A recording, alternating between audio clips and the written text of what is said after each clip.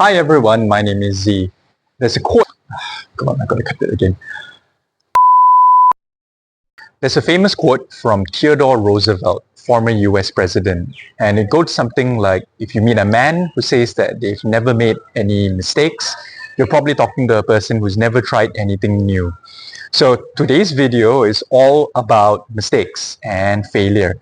Failure carries a bit of a stigma, especially in certain cultures where people feel uncomfortable to admit that maybe they've got it wrong. And this video is inspired by a book that I read recently, and it is by somebody called Amy Edmonson, and it's called The Right Kind of Wrong, The Science of Failing Well.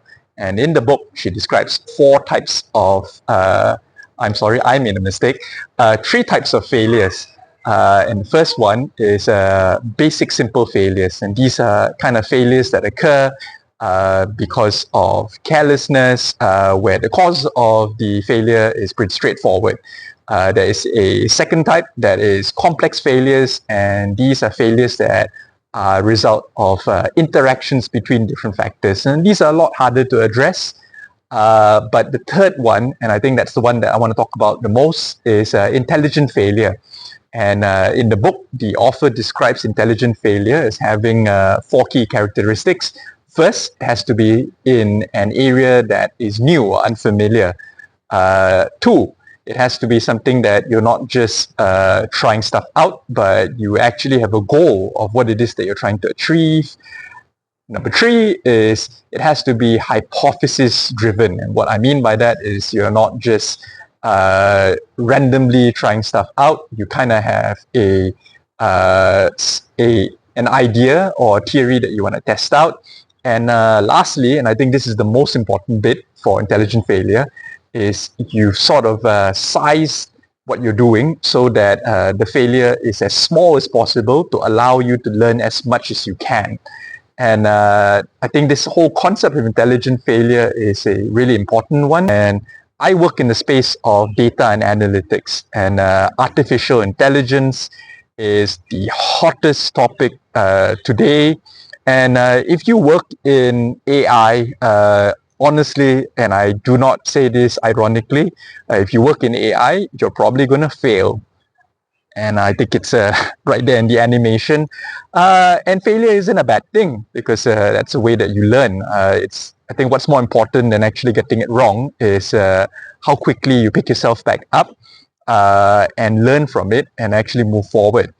And in the space of software development and product management, there are lots of existing concepts and ideas that you can actually apply to failing better.